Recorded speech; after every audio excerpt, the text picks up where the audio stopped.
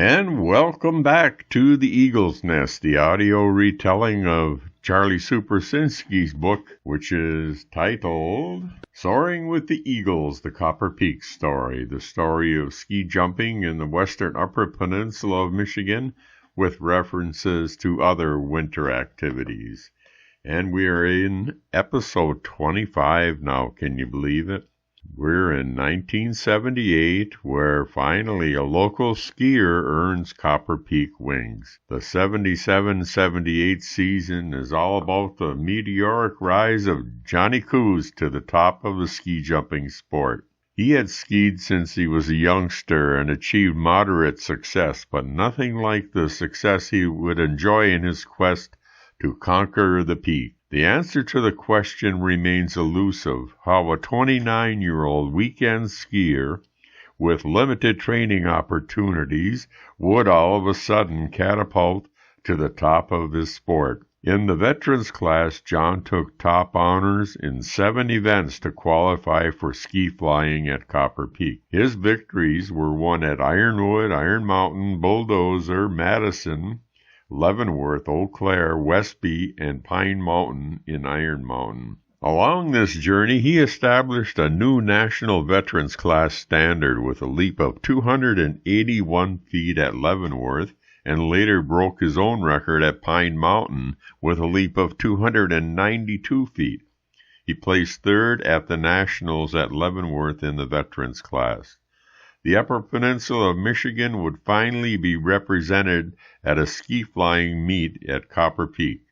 John Coos of Ironwood and John Benzie of Iron Mountain would compete as flyers, and Dave Engstrom of Ironwood originally and Rockford would serve as a forerunner. Well, 1979 was a busy season at Wolverine. The lack of a ski-flying competition at Copper Peak opened the door for a number of activities at the Wolverine site. The annual meet at Wolverine was set for a time later in the season in March due to a poor turnout, both spectators and competitors, when they held the meet last season 1 week before Christmas. The Central Division Junior Ski Jumping Team tryouts for the national team were scheduled for February 17th and 18th of 1979. A Nordic combined event in conjunction with the 28th Annual Invitational Wolverine meet was set for March 10th and 11th of 1979. Recreational cross-country skiing would see a huge boost in numbers and interest with the completion of the 5-kilometer and 2-kilometer loops at Wolverine now being groomed with equipment from the DNR. The Central Division tryouts for the Junior National Championships were held at Wolverine Hill the weekend of February 17th and 18th, 1979.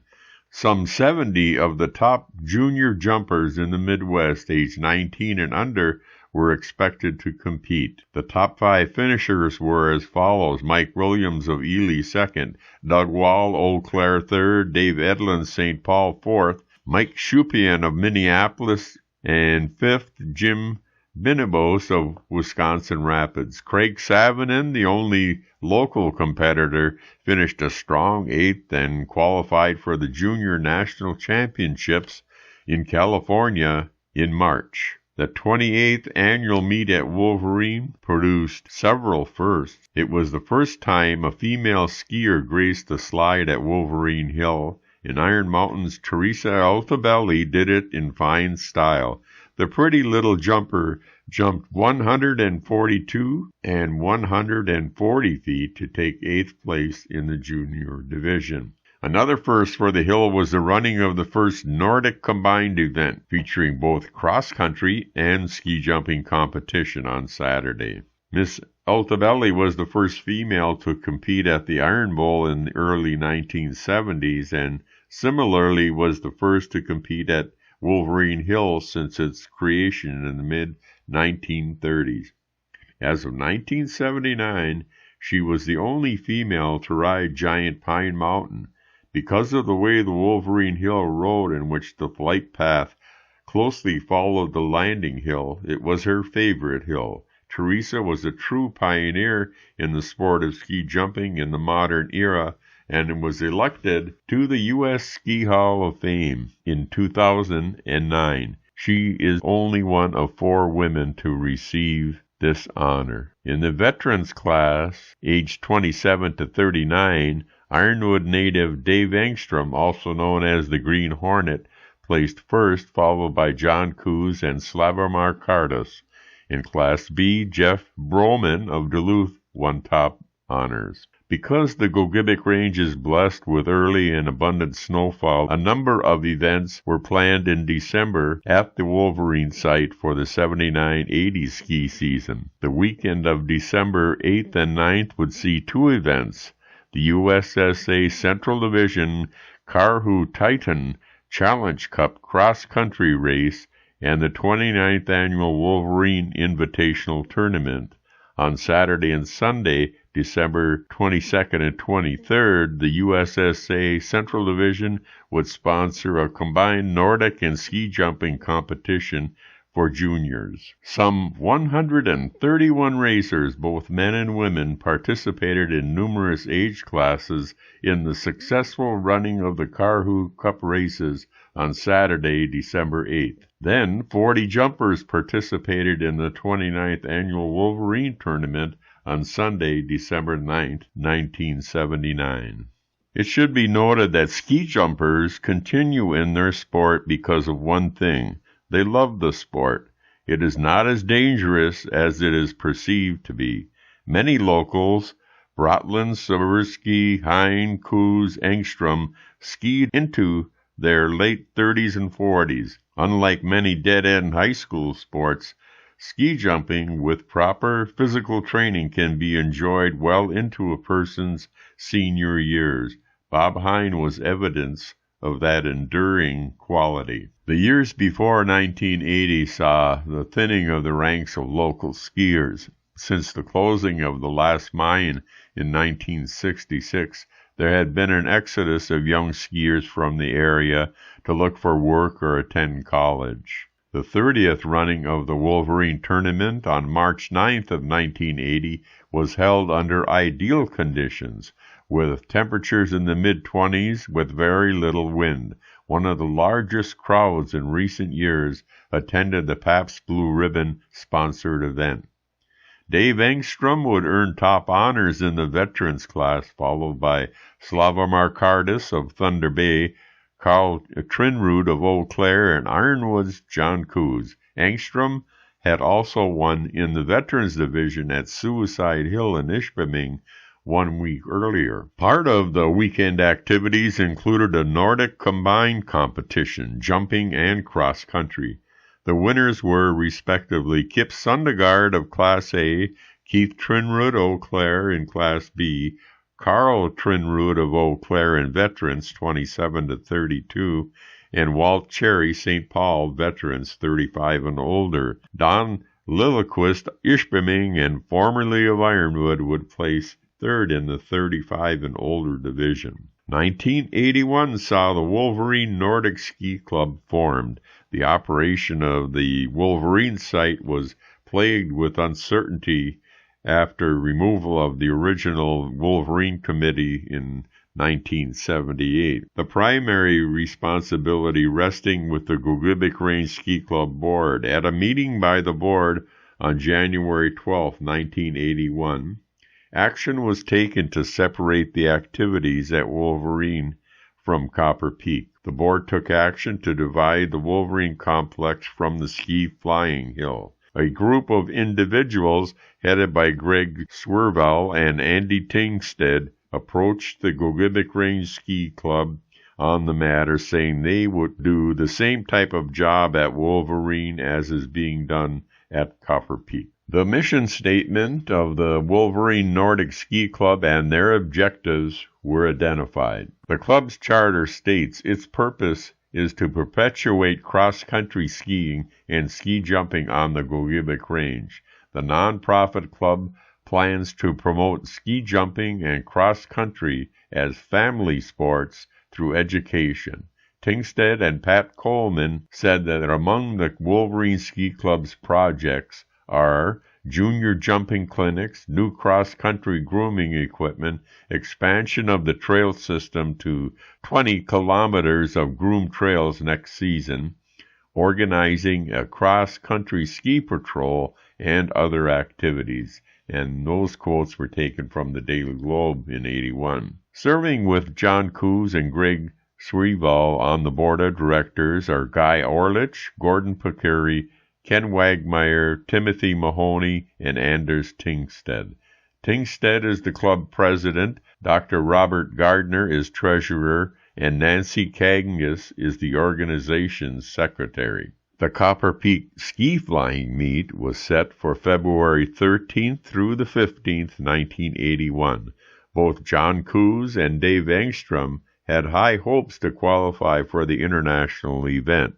For whatever reasons, both did not compete, but were given the privilege of being forerunners to the competition. The ski flying meet in mid-February forced the Wolverine Club to decide to hold their meet on March 15th of '81. It would be the last event of the season in the Midwest.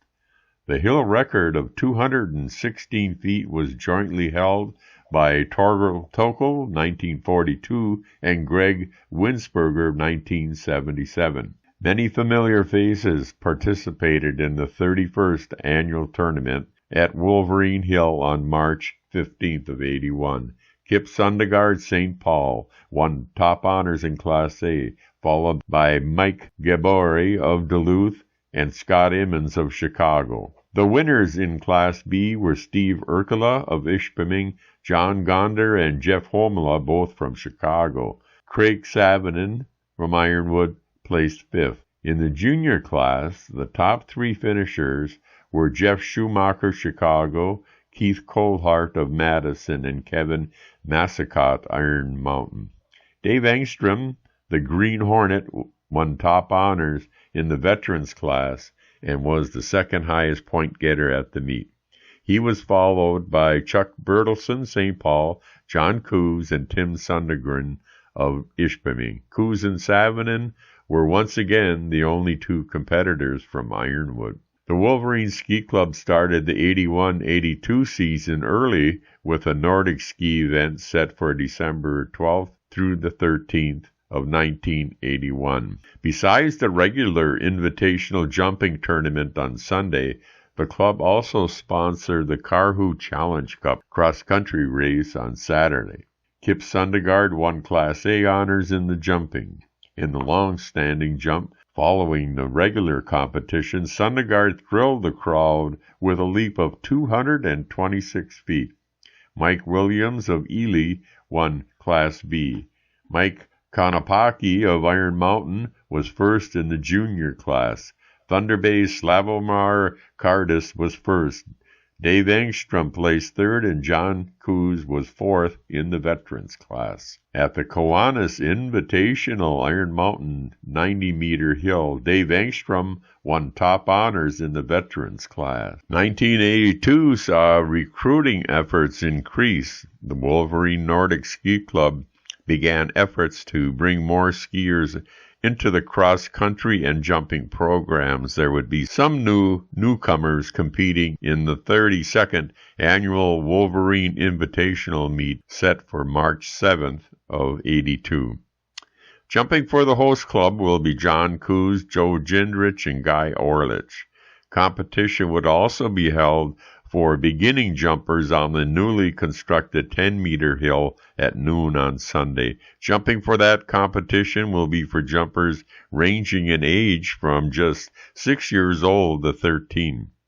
Jumpers in that category are Derek Anderson, Michael Lexa, Dan Wickerin, Terry Sinklema, Paul Matson, Andy Hunt, Tom DiNicenzo, Wendy Coos, Tara Abramson, and Sue Dudra, all of Ironwood. And that was listed in the Daily Globe in March 4th of 1982. The 50-meter Wolverine competition was dominated by many skiers who had participated in previous meets. Heading the Class A skiers were Mike Gabbery of Duluth, Kip Sundegaard, St. Paul, and Jeff Broman of Duluth. Class B was won by Mark Windisch of St. Paul, Jeff Holman of Chicago, and Jamie Gabbery of Duluth. Junior class honors went to John Trumbull, followed by the Massicott brothers of Iron Mountain, Kevin and Kurt. The top 4 finishers in the veterans class were Tom Dennison, St. Paul, Chuck Bertelson of the Hooting Outing Club, John Coos, and Dave Angstrom, all longtime competitors. Perhaps the biggest story of the 81-82 season occurred at Iron Mountain with the first-place finishes of Dave Angstrom at the Kiwanis Invitational on Saturday, February 6th, and John Coos' first-place finish on Sunday, February 7th, at the Pine Mountain Classic. Coos broke the Veterans Class national record of 292 feet, a record he owned since 1978 with a leap of 305 feet. Way to go, John. 1983 brought us Wolverine meets warm and cold. 2 jumping events were scheduled for Wolverine during the calendar year of 1983. The 33rd annual invitational meet set for March 12, 1983, fell victim to warm temperatures, a melting snow base, and it had to be canceled. This was the first time in many years the tournament had to be canceled, as the north-facing slope of Wolverine generally holds up well to warming temperatures. The relatively late date in March, when warming winds from the southwest tend to prevail, also played a role in the decision to cancel the meet. The second event, set for December, was subjected to bitterly cold wind chills. With so few jumpers, there was not a great deal of activity. Local skiers did enjoy some success at Wisconsin Rapids on January 30th, 1983. John Coos was first, followed by Dave Angstrom's second-place finish. Newcomers Guy Orlich and Joe Ginrich placed 11th and 13th, respectively. To start the 83-84 season, the Wolverine Nordic Ski Club planned 2 events: the USSA-sanctioned cross-country race on December 10th of 83 and the 33rd Annual Wolverine Invitational Tournament on December 17th. Some 135 racers participated in the cross-country race, and about 40 jumpers competed under brutally cold conditions, with temperatures near minus 10 degrees Fahrenheit, with a wind chill of minus 40 Fahrenheit due to a strong but steady north wind. Because of the wind chill, the ski jumping meet was run off in record time. In spite of conditions, a new hill record of 223 feet was set by Duluth's Steve Sydow. The old record of 216 feet, set by Torger Tokel in 1942 and tied in 1977 by Greg Winsberger, had lasted an incredible 41 years. And 1984 brought new challenges. A number of new faces had come on board the Wolverine Nordic Club when it was first formed in 1981.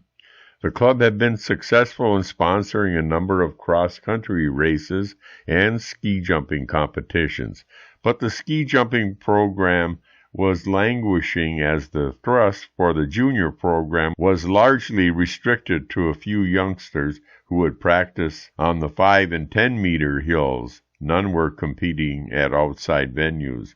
With several new members joining the board, a new focus was given to revitalize the junior jumping program. A special effort is being made to enroll more youngsters in the junior jumping program, according to John Coos, past president of the Wolverine Ski Club. Weather and snow conditions permitting, plans are underway to start jumping instruction for juniors on Saturday, December 13th, and to continue jumping sessions every Saturday beginning at 1 o'clock. Lights are being installed on the 10-meter jump to permit night competition, club officials said. Junior jumping tournaments will be scheduled as soon as snow conditions are adequate. In order to better understand the mechanics of ski jumping, a number of club members enrolled in the Central Division Training Clinic for coaches. Tom Daggett, a member of the USSA Central Division coaching staff, assisted by Mike Lang. The Ski Association officials stressed the importance of recruiting junior skiers and offered ideas for attracting both boys and girls to the program. Daggett explained that under proper conditions, ski jumping is a very safe sport. He termed ski jumping one of the most challenging outdoor winter sports for both boys and girls. Very few sports give the personal satisfaction that ski jumping has to offer. 6 Wolverine Club members qualified at Level 1 ski jumping coaches at the clinic. They are John Coos, Guy Orlich, Dave Padula, Ed Lochner, Arnie Hoppia, and Richard Aho. Additionally, a number of projects were undertaken to improve the facilities. This included the construction of the landing slope down to 37 degrees of the 50-meter hill, making the profile conform more closely to the flight path. Volunteers of the club installed a new 250-foot stairway, making it easier for skiers to access the top of the hill. The lumber was donated by Ahonen Lumber Company, and the poles for the framework by Gordon Bardo. And on that happy note, that concludes our time for this episode of The Eagle's Nest. This is your narrator, Dan McManman, inviting you to join us again for the next episode of The Eagle's Nest. The best way to see and hear us is to go to the YouTube app on your smart TV or computer or on your phone and search Copper Peak Eagle's Nest. All the episodes so far are there all the time, and the episodes are numbered sequentially, so if you wanted to, you could watch one episode and then it would go to the next episode automatically if you wanted it to. Also, you can find us on the Copper Peak streaming site by using social media sites like Google or Yahoo and search Copper Peak. Episodes play on the half hour, and we're also on Copper Peak Radio 102.1 FM at 6:08 a.m. and p.m. and 11:08 a.m. and p.m. Central Time. Charlie's book, Soaring with the Eagles, The Copper Peak Story, is available at the Depot and the Downtown Art Place in Ironwood.